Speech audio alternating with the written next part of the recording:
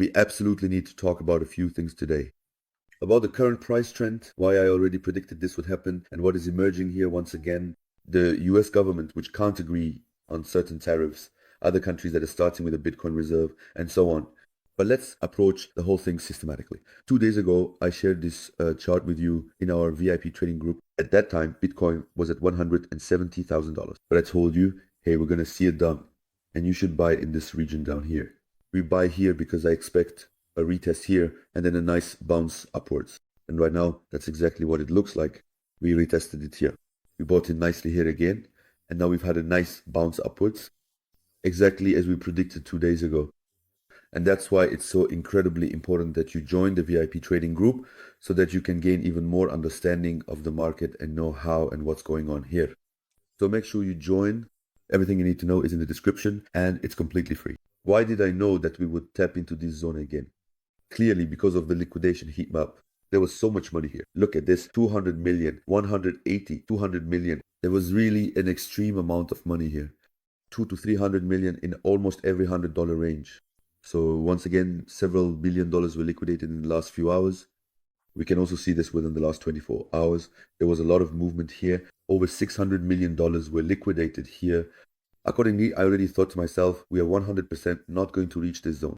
Now we've fought our way up nicely here. Now I would slowly expect that we'll probably target this zone here where it lights up really brightly again, because we still have another $400 to $500 million lying here. In my opinion, that would be the next target we would aim for here. Because we've now built up nicely with Bitcoin, had a little corrective phase, which simply had to happen, but overall it still looks very good. But it really was about time and we needed to flush a few people out of the market here. It still looks really, really good. After all, it was really just a small correction. Take a look, it was just under 6%. It was overdue too. I mean, the upward trend we've seen here was, I think, almost 40%. Yeah, wow, even 50%. Crazy. So we've experienced a 50% upward correction here without a significant downtrend. That's why what we've seen here definitely wasn't bad at all. Actually, we still need a larger correction overall, but at the moment, I'm not expecting it yet. Maybe in the next few weeks, that's possible. But for now, from a technical analysis perspective, we've worked through the zones we predicted here. That's why we also opened some nice long positions in this area. And I think we'll take a look at these long positions over the next few days, especially as we head back toward $110,000 with Bitcoin. With Bitcoin dominance, we've also fought our way back up. We're trying to reclaim certain zones here again. Take a look at this. Here is where we had the reversal. Yeah, and now we're in this area. This is where things get interesting. I think we'll get rejected here again and then drop a bit lower. But we're slowly building ourselves back up here. We can see that at the moment, Ethereum is moving pretty similarly to Bitcoin, which is still completely fine. It only becomes dangerous at some point if we see that Ethereum is performing significantly worse. But that's not the case right now. At the moment, Ethereum is actually in a pretty good position, which is definitely positive and also bodes well for the altcoins. I mean, this small upward trend in Bitcoin dominance isn't anything dramatic, and it's just part of the process. We can't fail at everything. It's clear that we'll also see Bitcoin dominance build up again here. But what I also showed you in the past few days is the fact that we will continue to see a certain strength in USDT dominance here, and then we'll see a rejection at this point.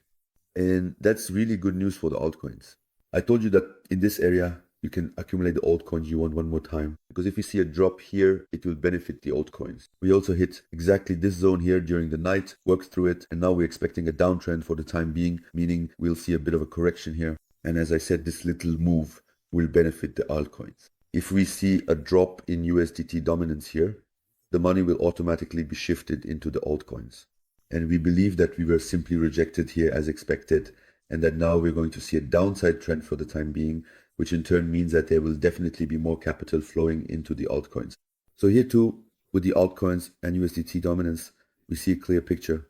And this picture is currently very, very positive. From a technical chart perspective, we expect a short-term upward trend again for now. I will explain to you in the VIP trading group up to which point we expect to rise and from when I will start taking profits. But otherwise, things are looking good so far. Yesterday, we received the news that the US Trade Court is canceling Trump's tariffs on a global scale, that they are not enforcing them, and that they consider these tariffs to be illegal.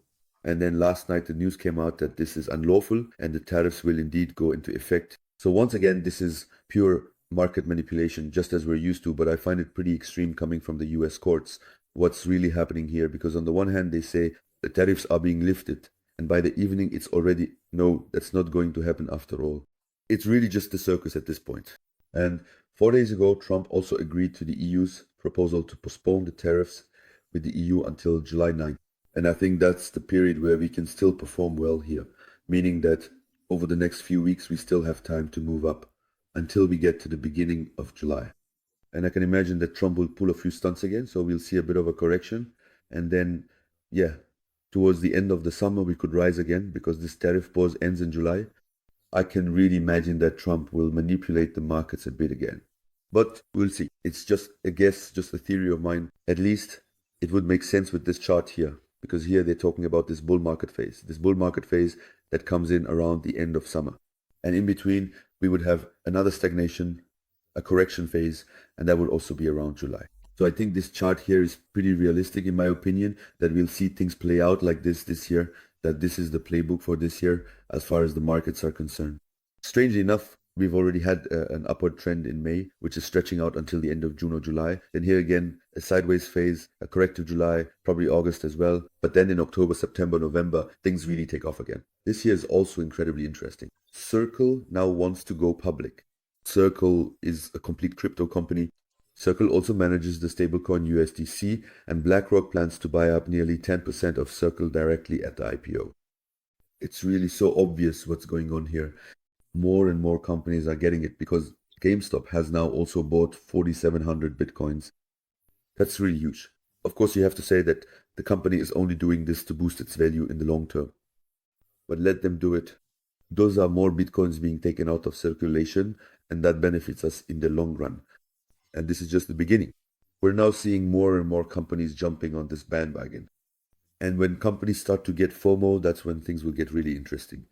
Because it all started with Michael Saylor, and companies are seeing how Michael Saylor's stock prices are performing, how incredibly well this system is working for him, and now they're all following suit. Just like Paris Saint-Germain, hope I pronounced that right, which is now also planning to have a Bitcoin reserve. So a football club is planning a Bitcoin reserve. What the fuck is going on here? What is happening here? It's crazy.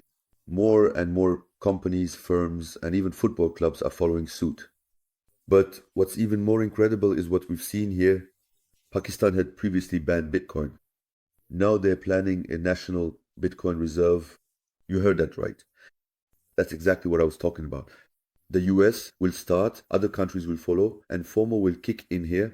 The brilliant thing about it is simply that we get a lot of capital this way, and that this bubble just keeps growing. Above all, you just have to say there's an insane amount of money behind all these countries. That's just crazy. And this is especially good for Ethereum because Ethereum is now experiencing its own MicroStrategy moment, as Sharplink Gaming has just announced that they are receiving a capital increase of $425 million, and they will invest it entirely in Ethereum. That's 120,000 Ethereum that they are going to buy up. It gets really interesting here, especially if the stock price also rises. And what's interesting is that with this company, it currently looks like they're really following the MicroStrategy playbook. As if in the future they plan to sell their shares at higher prices in order to stay competitive and thus take on more loans. So exactly what MicroStrategy is doing, and you have to realize Bitcoin only really started to be taken seriously when big players like MicroStrategy began building up a reserve. And now we're seeing the same thing with Ethereum, and this is just the beginning. Believe me, if this continues and more companies start doing exactly the same thing with Ethereum taking out loans and so on, it will trigger a cascading effect. You can't even imagine the scale of it. And right now, this is truly Ethereum's moment. It just needs to keep going like this. Then this Ethereum bubble will get really pumped up. Apart from that, we also had Nvidia's numbers for the first quarter, which were definitely more positive than expected. It's honestly crazy, because Nvidia reports better numbers every single quarter. That benefited the economy. Nvidia is also, as shown in this image here, the only company that's basically keeping the US economy alive right now. It's really crazy, but we can also see in this respect that everything is moving toward AI. Everything. Otherwise, we wouldn't be where we are now, and they wouldn't have generated such significant revenue. Here's something positive for the XRP community. Actually, we don't talk that much about XRP, but here we can clearly see that there was a document where Aramco, the most valuable company in the world, which generates more revenue than Apple, Google, and Tesla combined, wanted to tokenize oil. That's the well-known oil company from Saudi Arabia. and they wanted to start tokenizing oil. And as stated in this report, it seems they want to use the XRP ledger for that. That would be crazy. That would be extremely positive for XRP and especially for the XRP ledger, for this XRP trust, and it would mean transactions worth billions. That would be really positive for XRP. Let's see how the implementation turns out and how much of it actually materializes later on. Well, otherwise, that's it for today's video. Once again, this video is packed with a lot of added value, and I hope I've kept you up to date on the current topics happening right now in the crypto market. I keep saying it, the foundation is getting stronger and stronger every day. A lot is happening behind the scenes, and that's something you should understand. Thank you very much for watching. I hope you enjoyed the video, and see you next time. Bye.